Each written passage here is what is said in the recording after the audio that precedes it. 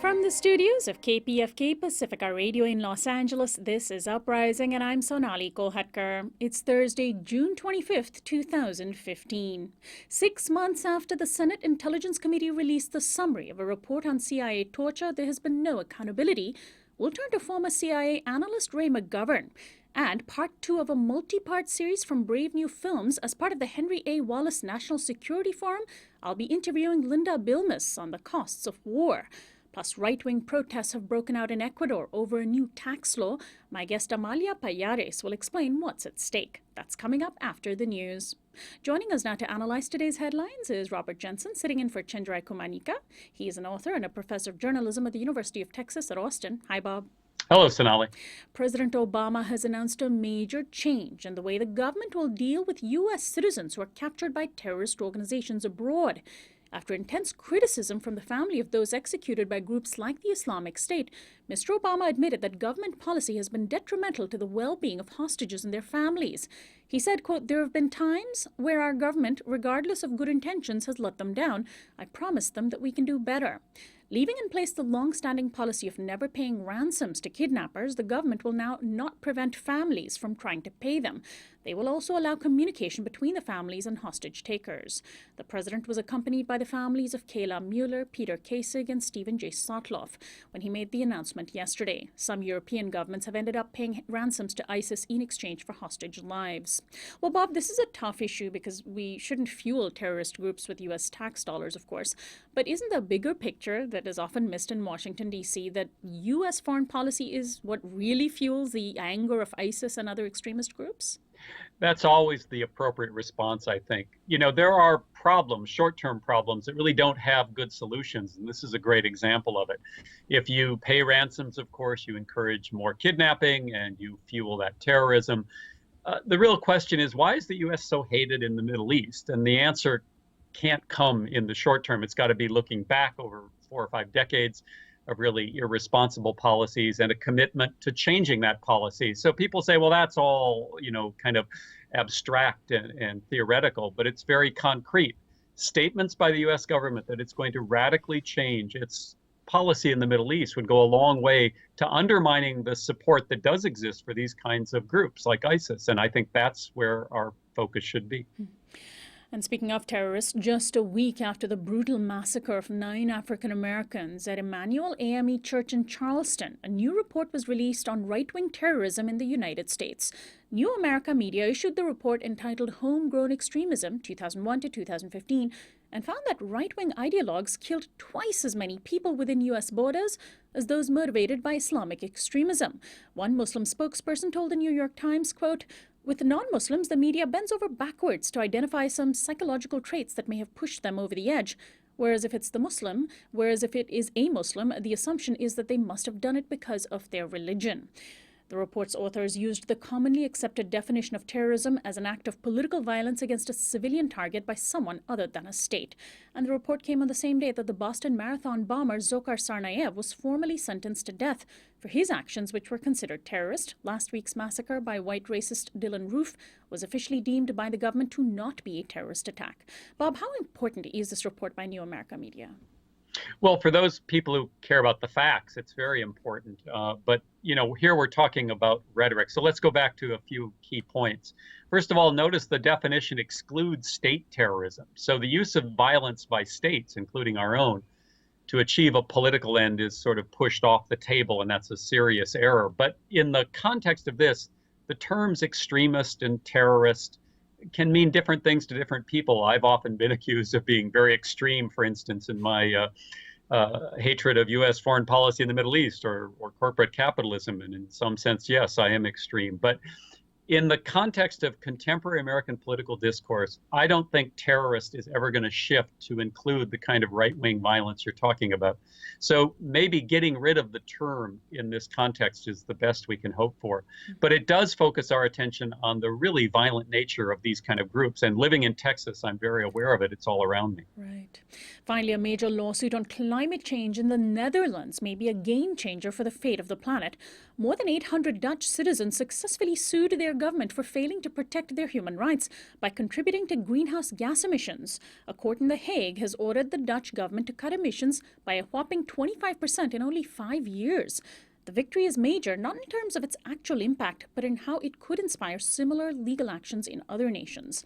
Meanwhile, here in the U.S., the oil giant ExxonMobil has been forced to temporarily shut down operations at 3 of its offshore oil rigs after Santa Barbara County in California refused to issue an emergency trucking permit. ExxonMobil applied for the permit after a major oil pipeline carrying crude oil burst near the beach, covering sand and water with fuel. The spill killed hundreds of marine birds and animals. Bob, what do you make of the climate victory in the Netherlands? Well, I think anytime climate change is in a headline, that's a good thing. So all of these fronts, whether it's activism in the street or lobbying existing legislative and executive branches or the judicial branch weighing in, it's all to the good.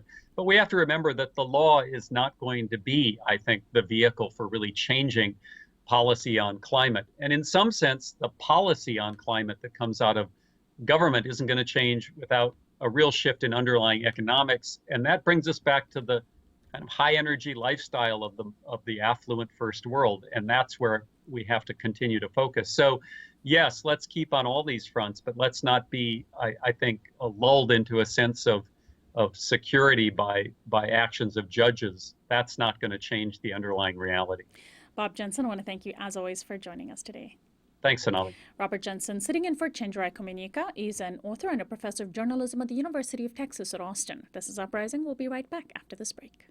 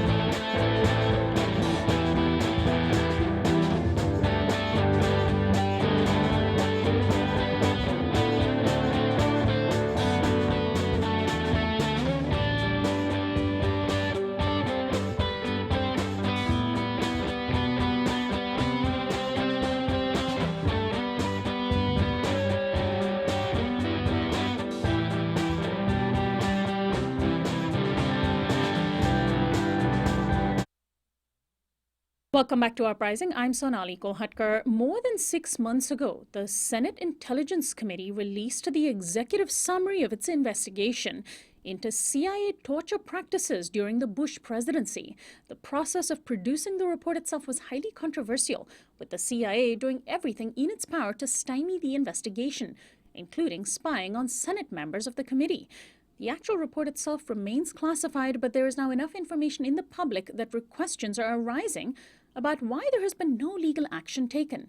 If the CIA has been documented as having tortured detainees captured during the so-called war on terror in the report, then why has the Obama administration and its Justice Department not built on the Senate report? That question troubled human rights organizations so much that several of them signed on to a letter this week calling on Attorney General Loretta Lynch to conduct a truly independent investigation and to push for accountability for what was done. Specifically, the letter, signed by Amnesty International, the ACLU, and Human Rights Watch, calls on Lynch to, quote, appoint a career prosecutor as a special prosecutor to review the report and to ensure that there is a comprehensive criminal investigation into the conduct documented by the Senate torture report, as well as the authorization for that conduct. The letter was also signed by 110,000 members of the U.S. public. Joining me now from Washington, D.C. is Ray McGovern, former CIA analyst, whose responsibilities included chairing national intelligence estimates. He's also the co-founder of Veteran Intelligence Professionals for Sanity. Welcome to Uprising, Ray. Thank you. Now, the Senate Intelligence Committee's report was not the first time that there was an official inquiry into the CIA's torture, was it? There was an earlier inquiry in 2009 by Assistant U.S. Attorney John Durham, but apparently that was not a sufficient report? Well, it wasn't sufficient. The problem here is that the President of the United States authorized torture. The Justice Department lawyers did a phony rationale for proving it, making it legal, and out of professional courtesy, or what do we say, honesty among, honor among thieves, not honesty, you have the other lawyers in the Justice Department that came in with Obama doing the same thing. So we know, in short, that on February 7th, 2002, George Bush authorized torture by exempting the Taliban and Al-Qaeda from Geneva protections. Now, that's on record. What they call this memo, it's 1.5 pages, and it's available in PDF form on the web. What they call this was humane treatment of Al-Qaeda and Taliban detainees. But the operative sentence was, we shall treat them humanely, comma, as appropriate, comma, and as consistent with military necessity, end quote. Well, hello, that's not what Geneva says. That's not what the statutes against torture in US law say. That's not what the Convention Against Torture says. And so George Bush did this on the advice of Alberto Gonzalez, his White House lawyer at the time. And it's interesting because the week before, or actually a little bit more than that, on the 25th of January, Bush's memo was February 7th. Here I have an operative sentence or two from Gonzalez, quote, Mr. President, it is difficult to predict the motives of prosecutors or independent counsels who might in the future decide to pursue unwarranted charges based on Section 2441. Your determination would create a reasonable basis in law that Geneva does not apply, which would provide a solid defense to any further prosecution. Well, if further proof were needed, when the Senate finished a 5-year investigation into all of this, there's a subhead in their report, which was bipartisan, Chuck Hagel and Olympia Snow having signed on to it. The Senate Armed Services Committee report said, Bush memo opened the door to torture. Right. So that's why they're reluctant to pursue it, because the highest people are involved. Now, Ray, how important is the Senate committee report? Even if we only have access to the executive summary of that report, how useful has it been? And why would the Senate committee issue this report if they weren't going to act on it? Well, there's a mixed blessing in issuing the report. You point out quite accurately that it's terrible not to act on it. But the terms of reference agreed to by the Republicans on the Senate Intelligence Committee, as well as the Democrats, was to pursue the question about what the CIA did and whether their claims that torture worked were accurate. Now, the only reason that the Republicans agreed to that was in the immediate wake of finding out that some 95 torture tapes showing waterboarding in Thailand had been destroyed against the admonitions of the White House counsel not to destroy them. So there was a fervor in sort of pursuing this, but as soon as it became clear that Dianne Feinstein had ordered her young staffers to do an honest job, the Republicans opted out. So now they can claim it was a partisan report, not a bipartisan report, but the reason is that they opted out. Now, Dianne Feinstein, to her credit, when she saw that the CIA had actually hacked the Senate committee's computers. And when George Tenet denied that and later had to confess and apologize, she was really in high dudgeon. She was like a grandmother, right? She had these young people, and they had worked their rear ends off for 5 years. They came up with a credible report. She was going to make sure that eventuated and that came out before she left office. And she had some support from Wyden and from that fellow in Colorado, what's his name? Mark Udall, okay? Now, when Udall lost the election, he was free to do anything he wanted. He could have released the whole report. And using Udall's threat and her own insistence that this thing come to light, she went to the president and said, look, if I don't put this out, Udall's going to put it out. I don't know that for sure. That's my speculation. And the president said, oh, okay, why don't you put it out? But let John Brennan redact it to a fairly well. Well, he did redact it, but it is so heinous in what remains that it makes, very easily it would make one ashamed to be an American. Well, Ray, I want to quote Amnesty International Executive Director Stephen Hawkins, who said, "The Senate report contains disturbing and previously unknown details about torture, and yet the Justice Department is keeping it unread and unopened. It is effectively handing a get-out-of-jail-free card to all those responsible for torture. The message to every would-be torturer is that they will get away with it because the Justice Department will turn a blind eye." And that's, of course, that hits at the heart of why accountability is so important, because it can set a precedent to at least ensure that it'll be highly difficult, if not impossible, to repeat such crimes, right? That's correct. That's exactly correct. And I would point out that there's an amendment now passed by the Senate at the House, the so-called Feinstein-McCain Amendment, which outlaws torture. Well, hello, torture is already outlawed. Right. By statute, US statute, by international treaty, by international law. So this strange amendment, in some bizarre way, gives sort of credibility so that it was okay before to torture people, and now it's sort of frowned upon. It's incredible. So yes, this is a stain on our whole country. And the Justice Department, well, you know, if you look at the last several characters we've had there, Ashcroft, Casey, Gonzalez, and no better, I insist, Eric Holder, who dug up a very curious legal theory to justify assassinating American citizens in violation of the Fifth Amendment. All these characters are thugs in lawyers' robes.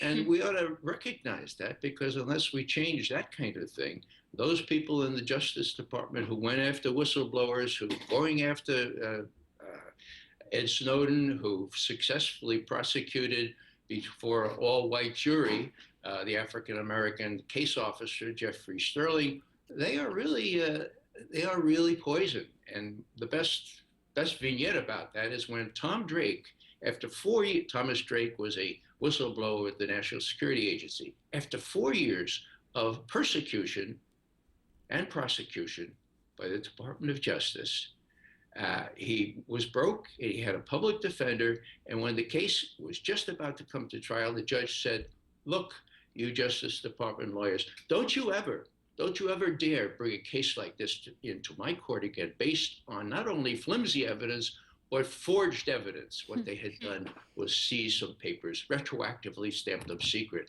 and said they found them in Tom Drake's house. So that's how bad they are. I don't know how you get rid of them, especially with this professional courtesy, or whatever you call it, honor among thieves that exists in the Justice Department. But that's the case, and it's a really, really sorrowful time. Well, Ray, let's talk about Loretta Lynch, because of course she is in power to do something about it. In this letter that was signed on to by the human rights organizations and 110,000 others, is calling on her to take action. I mean, she seems to, just my initial impression that she seems to not want to rock the boat very much, but she's taken a far greater interest in prosecuting FIFA officials in the world of international soccer for corruption and bribery than CIA officers for torture. Is that should we be looking at her priorities in that context? Well, her priorities are set by the president. Yeah. Okay. Now, I have no evidence that she's ever been interested in soccer before, but clearly she was told to focus on that and avoid all these very sensitive issues. Right. You know, I have to say that the President of the United States, Barack Obama, has shown very little courage. I would say, rather than a profile in courage, he has a profile in cowardice. Uh, Colonel Davis, who is in charge of the prosecution in Gitmo, in Guantanamo, and wouldn't obey orders from these corrupt attorney generals and the corrupt lawyers in the Defense Department at the time, he quit. And he comments, and I think it's okay to say this on a program like this. He says, you know, I can't figure out Obama. I was so enthusiastic about him, but, you know, somewhere between the Capitol and the White House on Inauguration Day, Obama's testicles must have fallen off. Oh, Now, boy. that's a terrible thing to say, but I think he's afraid, Sonali. I think Obama is very afraid. He has actually reportedly said to a close group of well-heeled fundraisers for him, look, you want me to be more progressive, but you're forgetting what happened to Dr. King. Mm. Now, if he said that, and if he feels that way, it really would have been far better, in my view, for him not to try to be president. Wow. Well, Ray, I want to turn to the actual people who have been the victims of our torture. Recently, a detainee at Guantanamo, and of course, we forget that there's still men who are imprisoned there, many of them on hunger strike. One of them, named Moath al-Alwi, released a letter that was published in the press just recently. Al Jazeera Nation published it. He's from Yemen. He was captured by the U.S. in 2002. I mean, that's 13 years ago. He's been held at Guantanamo without charges, and he wrote the most incredible, moving letter that really should be a stain on American conscience. Here's a quote. He said, I hear the war in Afghanistan is over. This war was supposedly the reason I remained trapped, rotting in this endless horror at Guantanamo Bay. I write this letter today to ask if this war has ended, why am I still here? Why has nothing changed? He, in his letter, describes how he's being force-fed in a very violent way as he's on hunger strike, which in and of itself is a form of torture because that feeding could happen in a much more humane way. Have you seen this letter? And you know, are we as Americans monsters to allow this to continue? The monsters are in the White House and the Department of Justice. You know, it's an incredible thing. I have been pointing out all year that this is the 800th anniversary of the Magna Carta. Now, those barons in England that faced down King John and forced him to accept habeas corpus, for example, which became, among other things in the Charter, the basis for much U.S. law and law abroad. So what should we do about the? Should we, instead of celebrating it, shall we have an inquest? Or maybe we should have an appropriate burial for the Magna Carta? Because what's happened in this country, I'm really ashamed to say, has been a reverse of all the protections that were wrested at great peril from King John by those gutsy barons in England, and have been a big influence on Western law ever since. 800 years. So we're going to have a burial or a funeral or something. I suppose we should, to give it due respect.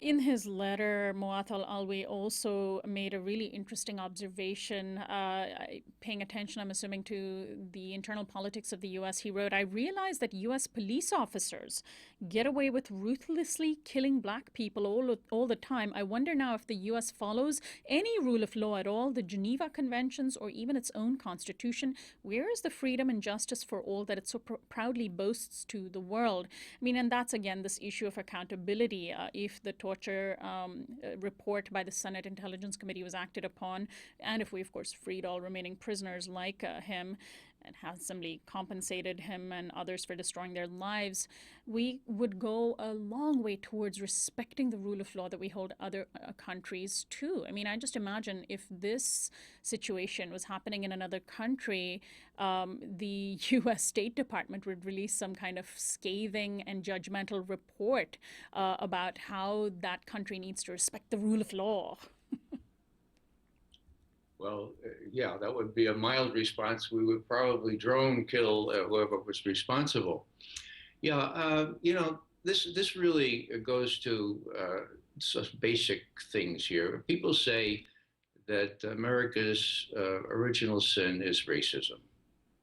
I think that's correct. Okay. Now, we've seen it in this country, but do you think it would be as easy to torture people, to bomb the heck out of them, to drone kill them, if they looked more like most of us? I don't think so. Racism is at the bottom of that. Why do we call the Viet Cong, what do we call them, slopes, or we call them worse? Or why do we call the dissidents in Iraq camel jockeys or towel heads?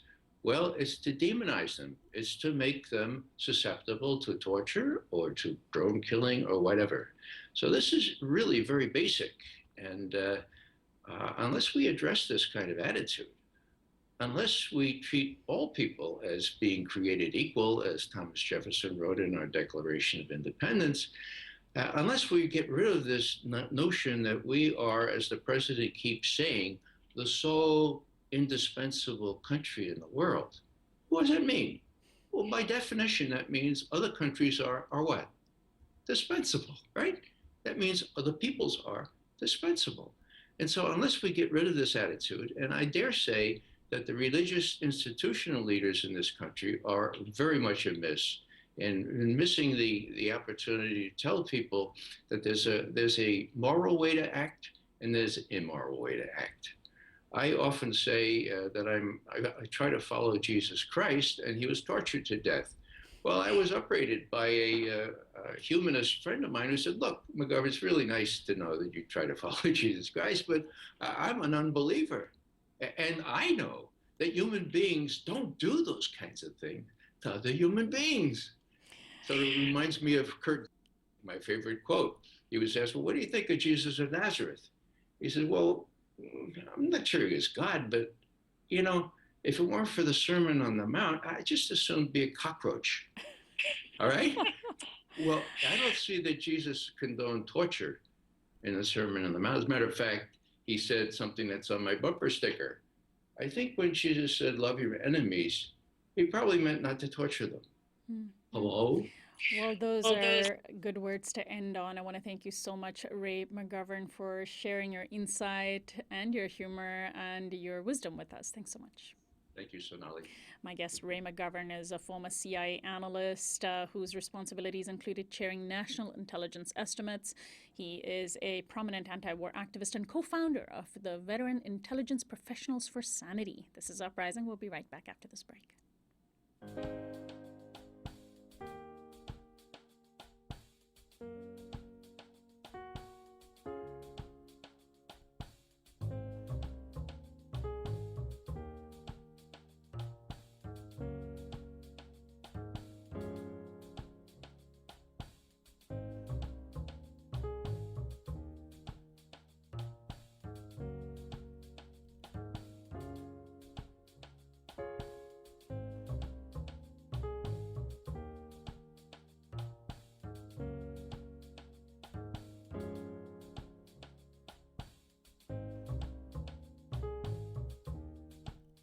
Welcome back to Uprising. I'm Sonali Kolhatkar. The issue of national security is constantly invoked by politicians and the media as justifications for war and surveillance.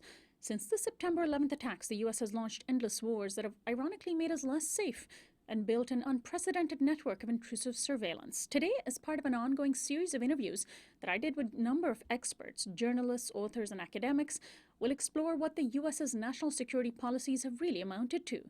The interviews were produced by Brave New Films, headed by the acclaimed filmmaker Robert Greenwald, and are called the Henry A. Wallace National Security Forum. Henry A. Wallace was the 33rd Vice President of the United States. He served under FDR during World War II and ran for the presidency on the Progressive Party ticket in 1948. He was an agriculturalist, an economist, an author, and a businessman, and was known as the champion of the common man in the struggle against the moneyed elites for control of government and the planet's resources. On today's episode of the Henry A. Wallace National Security Forum, we present my interview on the costs of war with Linda Bilmes. She's a lecturer at Harvard University focusing on public policy, budgeting, and public finance. War is expensive, both in human and financial costs. But how much money are we actually spending? Welcome to the Henry A. Wallace National Security Forum. I'm Sonali. The financial costs of the U.S.'s wars are discussed in numbers so big, it's hard to wrap your head around them. And it's not just the cost of deployments and weapons, but the long-lasting costs of veterans' care that many policymakers don't take into account. Linda Bilmes is the Daniel Patrick Moynihan Senior Lecturer in Public Policy at Harvard University and co-author of The $3 Trillion War, The True Cost of the Iraq Conflict. She now joins me to dive into these numbers. Welcome to the program, Linda. Thank you very much. Well, first, when politicians tell us how much a war has cost taxpayers, do they tell us everything? Are there hidden costs that we don't usually see in obvious ways?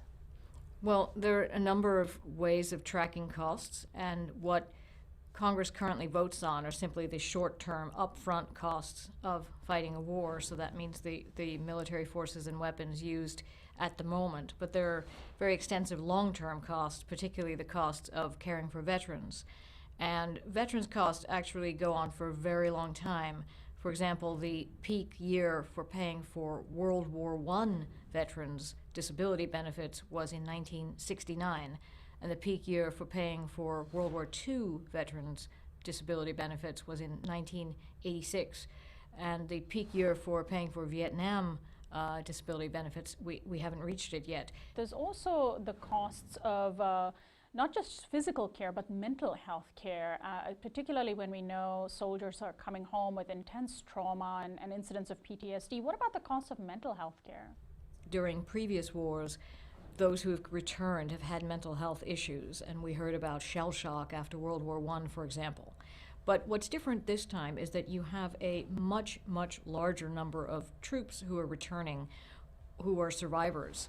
Roughly speaking, of the half of veterans who have come home and been approved to receive disability benefits to date, about a third of them have been diagnosed with mental health conditions. What about the loss of productivity from disabled veterans returning home, both to the U.S. economy and also to individual families where a main income earner might lose their income because of disability? There are many costs that are actually borne by individuals or by communities or by families. So, for example, many of those who have fought in the current Iraq and Afghanistan conflicts have been drawn from the reserves and from the National Guard. And many of these were self-employed or were mid-career individuals who had to leave their jobs. They came back over the past few years when the economy was very bad and their jobs were no longer there or their small businesses went under. Now, in the case of disabled veterans per se, those who are seriously disabled, in at least a third of the cases, there is an individual in the family, a parent or a spouse or someone in the family who leaves their employment or leaves their full-time employment in order to become a caregiver. And all of those are costs. They're real costs. They're just not costs that the government pays. And so the government doesn't actually calculate them. What about the other aspect of the costs of war that aren't taken into account, which is increasing interest payments on the monies that we borrow to pay for war? The question of how we finance a war is a very important question. In previous wars, as well as during the Cold War, taxes have been increased, and there have been a series of current use methods of financing which have contributed to the way that we've paid for war. In this case, taxes were actually cut twice, in 2001 and 2003, very significantly at the same time that we invaded Afghanistan and then Iraq, and taxes have stayed low throughout the wars. So that means that the entire $2 trillion or so that has already been spent has been borrowed, which means that we have to repay that money with interest. And this is unprecedented in the history of the United States. The only time that we have actually borrowed for the entire financing cost of a war was during the Revolutionary War, when the colonies borrowed from France. Now, aren't we just passing on the costs of our current wars to the future generation? Those of us who have not fought in the wars have not only not fought, but we also have not paid for these wars. So I haven't paid a penny of my taxes for these wars, and no one who is currently a taxpayer has actually contributed to the wars. We have actually transferred the full cost of these wars in terms of what has already been paid, as well as what is owed in the future, to the next generation. So what is the difference then between the cost that we are told, say the Iraq war might have cost us, versus the real cost when you do take into account all of these numbers? Well, if you look at the top line costs of actually fighting the wars up until now, it's somewhere between $1.5 and $2 trillion in the way that the government counts it. But if you include the long-term veterans cost and economic cost and the structural increases in the Defense Department as a result of the wars, it's somewhere between $4 and $6 trillion. Are there secondary impacts to the U.S.'s economy from waging the war that we're also not accounting for?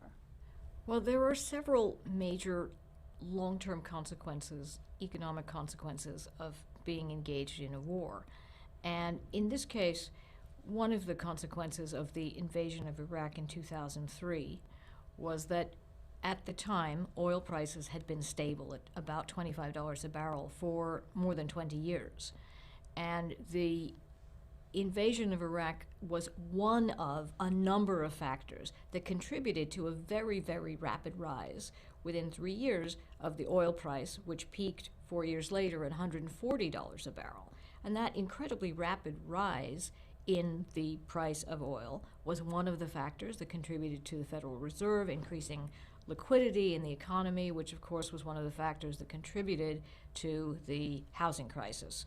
It's difficult to say that they're causal because there are many factors that are involved, for example, in the price of a barrel of oil. It's a combination of supply and demand. There are short-term and long-term issues. But there's no doubt that at the time that we invaded Iraq, one of the contributing factors to the very rapid price in oil was the U.S. invasion. And I think that the general transfer of a huge amount of resource into a war economy, of course, is less productive than taking $2 trillion and investing it in those things that have a greater multiplier for the United States, for example, infrastructure and education. Now, let's talk about the military's budget. When the Pentagon requests funding, we get the sense that they never feel like there's enough funding, that the Pentagon always needs more funding. And yet, in those funding requests, we don't account for the hidden costs that we've just been discussing. How can more awareness of these hidden costs be a way to argue that we shouldn't be diverting so much of our money into wars and more into those constructive things you were just saying? War spending is extra to the basic Pentagon budget. So in addition to the $2 trillion that we've spent on the war so far, and in addition to all of the accrued veterans cost, trillions of dollars that are still payable, we also have $1 trillion in the base budget of the Defense Department. It is very, very difficult to actually look at the Defense Department budget. It actually has flunked its financial audit every year for the past 20 years, and it's the only department in the U.S. government that routinely flunks its audit. So you can't really look at it in terms of the financial structure of where money goes. It also doesn't do a robust cost accounting, which means it's very difficult to untangle where all of the money actually goes in terms of the different activities, because the costs are buried in thousands of line items in a very, very large and cumbersome budget. At the same time, the Defense Department has actually advocated a number of cuts that Congress has not been willing to grant them.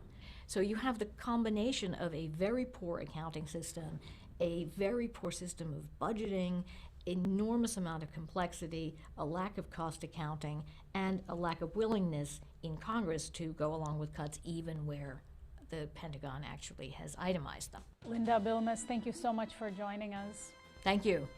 On the next episode of the Henry A. Wallace National Security Forum, Noam Chomsky will help us answer the big question: why does the United States seem driven to create an empire? Expansion is the path to security. If you want to be secure, you have to control everything else.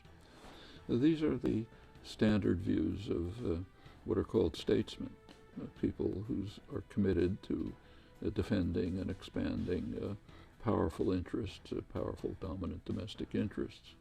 And that leads to the thrust for empire and the justification of that thrust as defensive. And that's another episode of the Henry A. Wallace National Security Forum, produced by Brave New Films. My guest, Linda Bilmes, is a lecturer at Harvard University focusing on public policy, budgeting, and public finance. And next Tuesday, we will play the episode featuring my interview with Noam Chomsky on American Empire. This is Uprising. We'll be back after this break.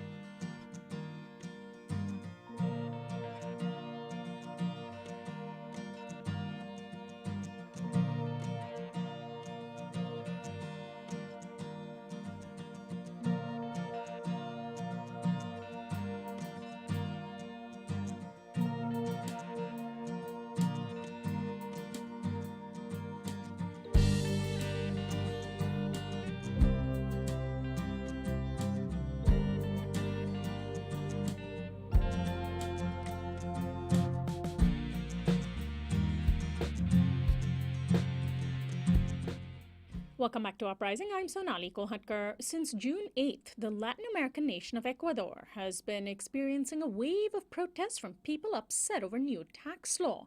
The law would implement an inheritance tax that would impact the richest 2% of the nation's population. President Rafael Correa responded by asking the following question on social media: how can we call a country a democracy if less than 2% of families own 90% of big businesses? But wealthy elites are up in arms, and to placate them, Correa halted the implementation of two other tax laws temporarily. Opposition figure Guillermo Lasso, who lost to Correa in the last presidential election, is one of the main leaders of the protest. He denounced Correa's tax plans as an attack on Ecuador's meritocracy, to which Mr. Correa responded, "What kind of meritocracy justifies the fact that in 2014, Guillermo Lasso earned $15 million, earned in quotes, which is to say the equivalent of 3,500 years of wages for a worker. How can that be morally justified?" End of quote. The ideological battle has been playing out on streets of cities like Quito, where protesters and pro-government counter-protesters have been marching and rallying. On June 13th, Telesur reports that a group of pro-government protesters was attacked by opposition marchers, injuring the government's culture minister, Paco Velasco. Now there are calls for Correa to be ousted, with some on social media demanding a military coup.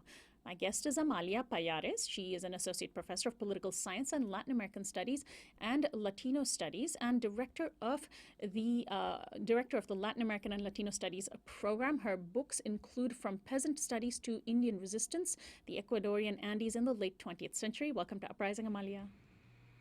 Thank you for having me. Thanks for joining us. Well, let's look at the detail of the inheritance tax law that has people up in arms. It would range from, I understand, 2.5% on amounts between $35,400 to about $71,000, and then it will go up to about 47.5% for amounts up to $850,000 and above. This is on assets and money that is inherited, not earned. Why is there such an outcry over this? Well, I think there's a number of things. I think it's an outcry because there is a sector of society that is wealthy, but it also affects medium-sized. Amalia, we're having trouble hearing you. Could you take your headphones off and just talk directly into the computer? Yes, let's try that. Yeah, go ahead. Now? Yeah, I think that might be better. Go ahead. Okay. So this affects also smaller businesses, medium-sized businesses that are family businesses are something that is not uncommon in Ecuador. So families this would be affecting not only wealthy individuals but businesses. But I would venture to say that's not the only issue. There's also a tax for that sector that would, and for the middle classes as well, that would affect the middle classes. It has to do with, say, a tax when you sell over your profits, over the real estate that you sell.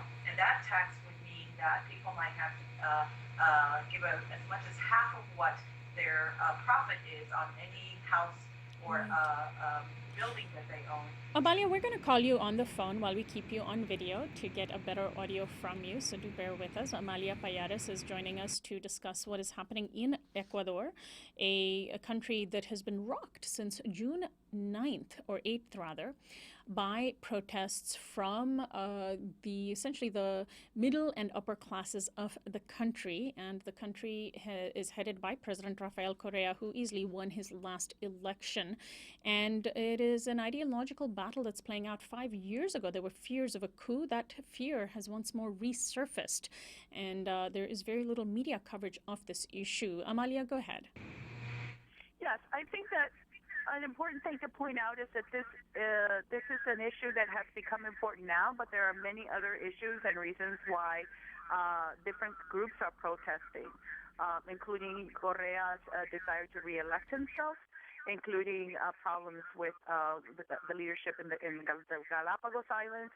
So for many people, this is the tax is one issue, but it's not the only issue that's affecting a wider sector of Ecuadorians.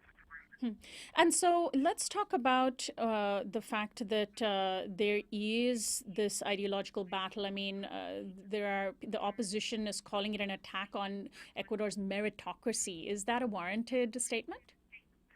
Well, that is Guillermo Lazo's statement, and Guillermo Lazo is a wealthy banker who, by the way, has increased his wealth while in the 8 years that Correa has been in power. So it is not the case that Correa is new and just discovering this. I mean, a lot of people who are wealthy have been able to continue accumulating their wealth during Correa's regime. So the question is sort of why is Correa doing this now? But I would say that this is not the only reason. It's not only meritocracy. Clearly, there is a sector of the right, and there are people who hold themselves as liberals who believe that people should be able to profit from what they make, that if somebody makes a certain income, their children should also benefit from it. But it is not the case that they weren't being taxed. They were being taxed, as you said early on. The question is, how much should that tax be? What is the response from ordinary Ecuadorians, those who are not wealthy? Because, of course, this is being seen as a method of wealth redistribution. And, in fact, it sounds like exactly what it is. And I imagine those who are on the other side of that wealth divide are probably not seeing this as such a bad thing. Well, I think you have to consider that some of them, the supporters of the regime, and some of the poor do not see this as such a bad thing if they believe and support the idea that what comes from these taxes will be, in fact, to redistribute. But in fact, what is happening is there's an increasing question as to whether it is only going to that, and there are questions about sort of corruption in the Correa regime.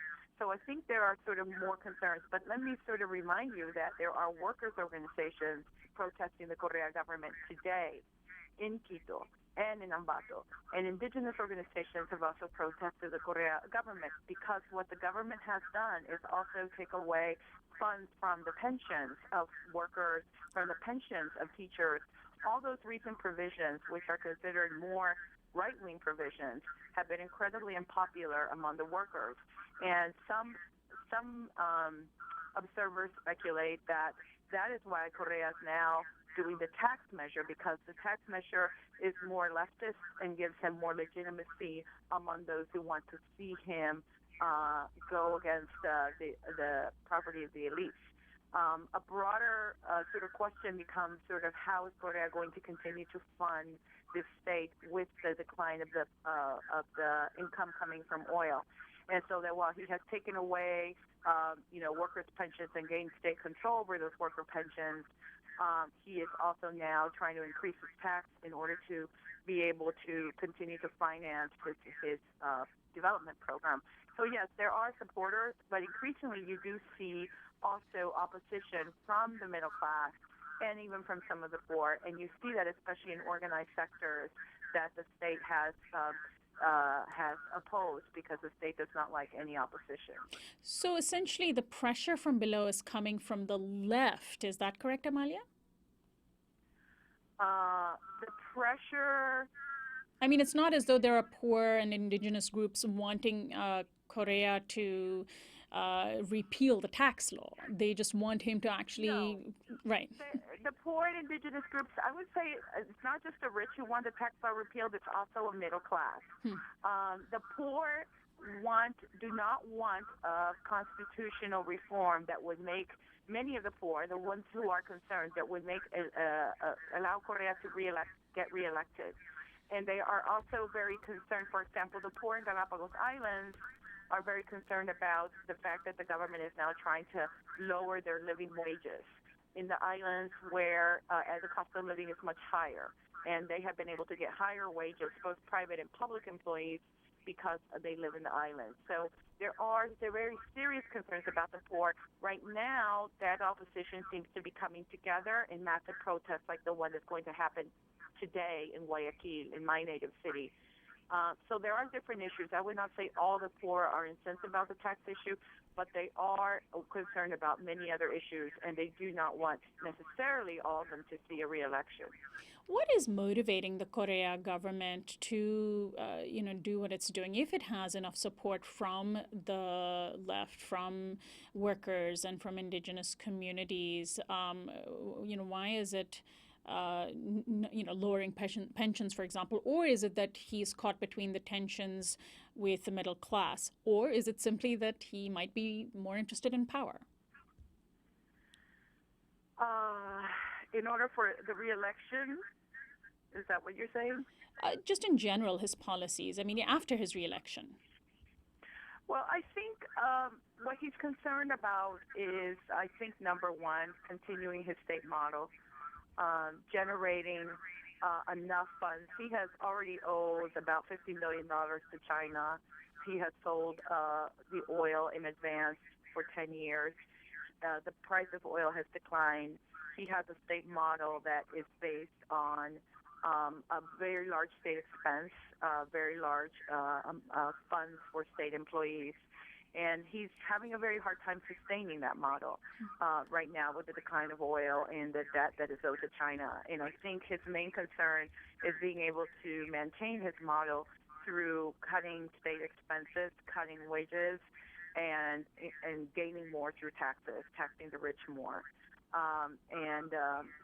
So I think he believes he needs to continue to be in power in order to do this.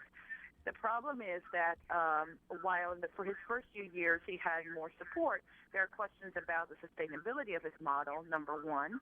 And number two, there are serious questions about the transparency of his model, the transparency of sort of knowing what he's doing with government contracts, privatization, the debt to China, and accusations of corruption, concerns about corruption in his regime.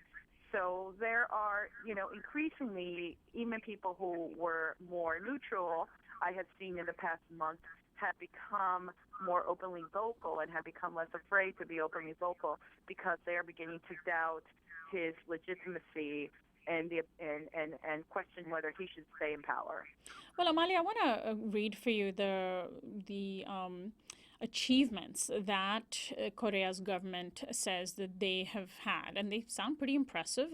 More than 1 million people lifted out of poverty. Education spending increased 8-fold, an 80% increase in the minimum wage, 130,000 people with disabilities supported with more than 70,000 entering the workforce, a strong economic growth of about 4% per year in GDP, a school attendance increased, particularly among indigenous and Afro-Ecuadorians, health spending per person more than doubled, and 1.1 million hectares of forest conserved. I mean, that sounds pretty good.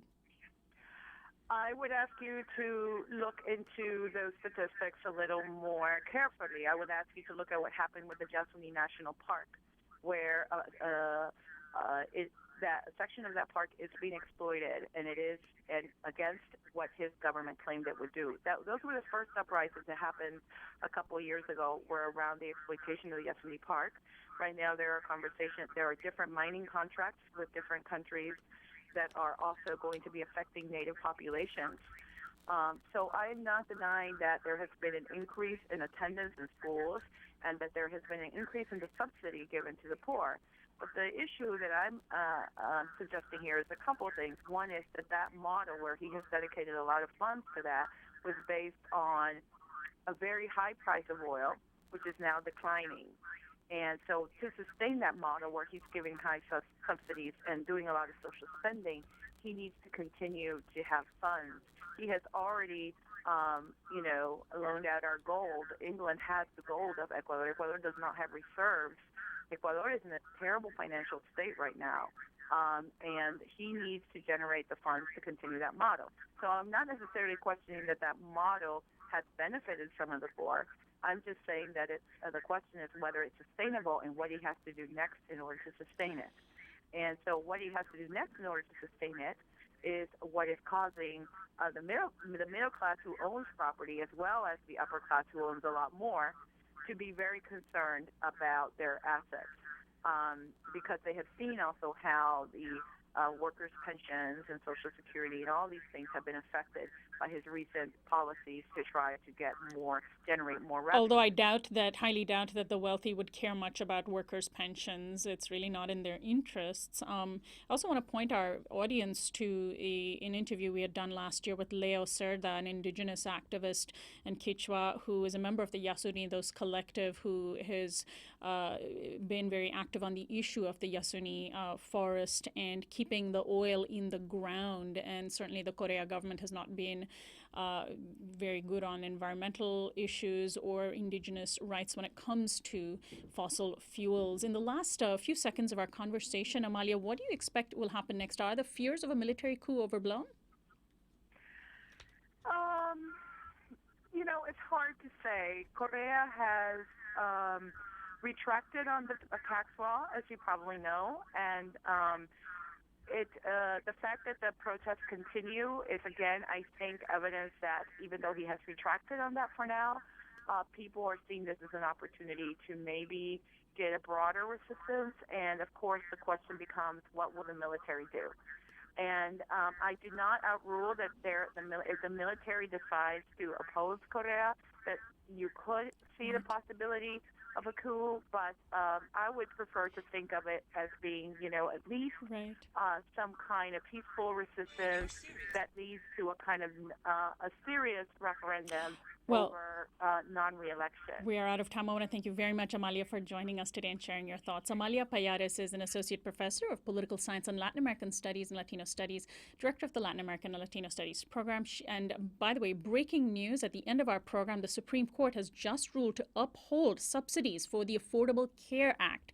This is one of the very highly anticipated rulings by the Supreme Court. So we're glad to be able to bring that to you as this program ends. This is Uprising. Anna Buss is our assistant producer and technical director. Christian Beck is our production coordinator. Kiana Turner is our visual editor and audio engineer with help from Federico Garcia. Special thanks to Jonathan Alexander for technical assistance, and a huge thank you to Brett Collins of BC Live Communications. Annie Mendoza is our social media coordinator. Subscribe to our YouTube channel at youtube.com/Uprising with Sonali. Our website is uprisingwithsonali.com. Our theme music is by Quetzal. I'm Sonali Kolhatkar, host and executive producer of Uprising. I'll see you next time.